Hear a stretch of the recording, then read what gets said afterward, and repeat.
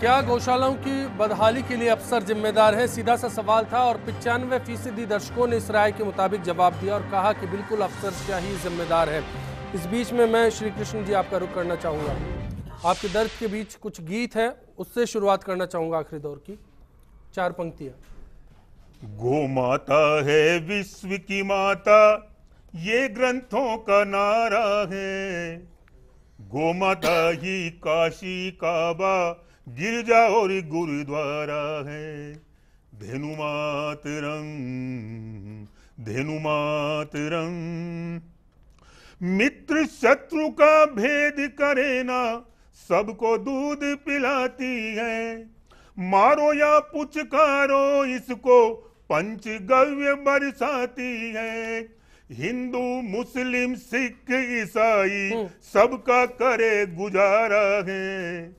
गोमाता ही काशी काबा, गिरजा और गुरुद्वारा। ऐसी भावनाएं हैं, उसके बावजूद भी बेहतर गीत आपने लिखा और अच्छी तरह से इस भावना को पेश भी किया, लेकिन उसके बावजूद क्या कारण है? किस सियासत में कमजोरी है कि हालात आज इस कदर जूझने के लिए हो गए? गौरीशंकर जी आपसे जानना चाहूंगा, आपका सुझाव क्या है? फिलहाल आखिरी दौर में हम लोग जो वहाँ पे कार्यकर्ता है, जो वहाँ अफसर है, अधिकारी है, कर्मचारी है, उनके अंदर जब तक गौ सेवा की भावना प्रतिष्ठित नहीं होगी, जब तक वहाँ गौ सेवा कतई नहीं हो सकती है। अगर उस गौशाला को वास्तव में अपने को सुचारू तरीके चलना तो इसके लिए क्या करना पड़ेगा? सख्ती अपनानी पड़ेगी। सख्ती तो अपनानी पड़ेगी, लेकिन जो कार्यकर्ता है, कर्मचारी है, उनके अंदर गौ सेवा का भाव भी उत्पन्न करना हमारे लिए महत्वपूर्ण भूमिका ये भी रखेगी। और अगर उसके बाद भी नहीं होती है तो गौशाला पथमेड़ा गोधाम के अधीन कर देनी चाहिए। चलिए, आपकी मांग लगातार बरकरार है। एक बात सुनील जी की एक बात और काटना चाहूंगा। हाँ। आज सारी समस्याओं का निदान पंचगव्य आधारित चिकित्सा पद्धति, को आधारित कृषि व्यवस्था है सर, वो है। मैं आज सिर्फ हिंगोनिया पर कॉन्सेंट्रेट करना चाहूंगा। भंडारी साहब, आपका सुझाव सरकार के लिए आंख खोलने वाला। देखिए, एक तो और सरकार मतलब जयपुर नगर निगम, एक तो कर्मचारी वहाँ डबल होना चाहिए। नगर निगम तो हाईकोर्ट में कह दिया था कि हमारे बस की नहीं है, सरकार से ले चला ले।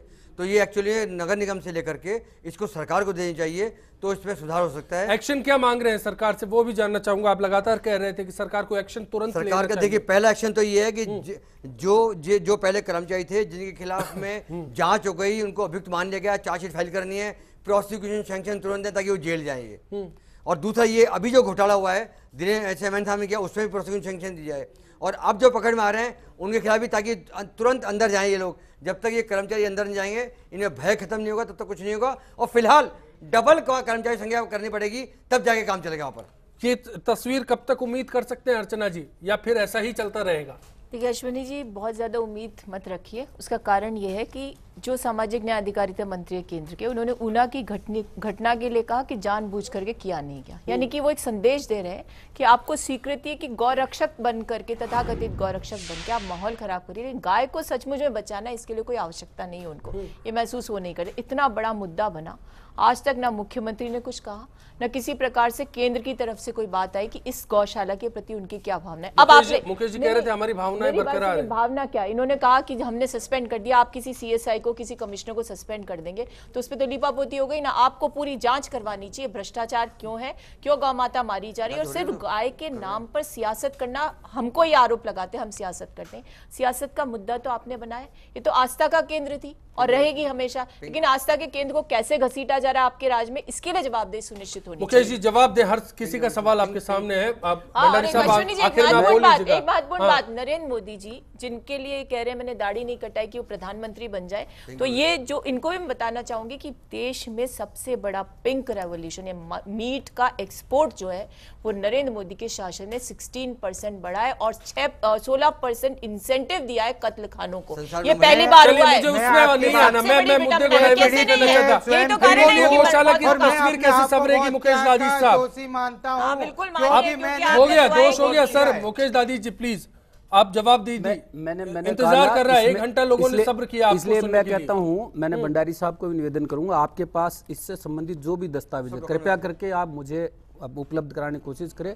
मैं व्यक्तिगत स्तर पे भी इस काम में प्रयास करके, और मैं कहना चाहूंगा जो दोषी लोग हैं उनके खिलाफ निश्चित रूप से कार्रवाई होनी चाहिए। सरकार इसके लिए दृढ़ संकल्पित है, इसमें कोई दो राय नहीं है। कोई मुकेश दादी साहब मेयर नहीं गया, जिसके जिम्मे ये काम था, दौरा नहीं किया। देखिए मैं आपके संकल्प दादी साहब एक काम करना, दादी साहब एक काम करना, आपने मुझे आप 10 तारीख को हाईकोर्ट में आएगा, ये मुकदमा लगा हुआ है, सारे डॉक्यूमेंट दिखा दें आपको।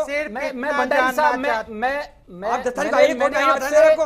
भंडारी साहब मैंने व्यक्तिगत रूप से मांगे कागज, ताकि बहुत सारी चीजें मेरे पास, मैं आपसे फोटो स्टेट करके ले लूंगा, और इसमें कोई दो राय नहीं, जो भी इस काम के लिए दोषी उनको सजा मिलनी चाहिए। आप व्यक्तिगत रूप से करते हैं, लेकिन क्या महापौर को जवाब तलब किया जाएगा? जयपुर महापौर इसके लिए जिम्मेदार है। मैंने कहा ना, अगर इस सारे पशुपालन मंत्री, गौ मंत्री मैं और कहूंगा मुख्यमंत्री पिछले सबकी 6 साल गौपालन मंत्री रिन्यूअल हो पाएगा। मैं पिछले 6 साल अर्चना जी, अब अधिकारियों पे जिम्मेदारी डाल के लिपापोती कर लोगे। आपकी मेयर थी तब भी ऐसे बोर्ड आपका था, बोर्ड से तो मेयर चला, आपका चेयरमैन था। अच्छा पहले उस समय मेयर जिम्मेदार नहीं, मैं कह रही ना बोर्ड आपका था, आपके मेयर से अनियमितता थी तो वहां भी उस टाइम तो मेयर ने कंप्लेंट की थी, उस टाइम तो मेयर ने कंप्लेंट की थी, जेल के अधिकारी क्यों नहीं? उस टाइम तो मैडम उस टाइम जो मेयर थी उन्होंने कंप्लेंट की थी। मेरा ये मानना है जब राजनीतिक जवाबदेही सुनिश्चित नहीं होगी तो ये व्यवस्था सुधर नहीं। चलिए, हिंगोनिया पर हम लगातार बात बरकरार रखेंगे, हमारी नजर रहेगी, हम चाहेंगे हालात जल्द से जल्द दुरुस्त हो। फिलहाल के लिए आप सभी का बहुत बहुत शुक्रिया। आज के लिए बिग फाइट लाइव में इतना ही। सभी मेहमानों का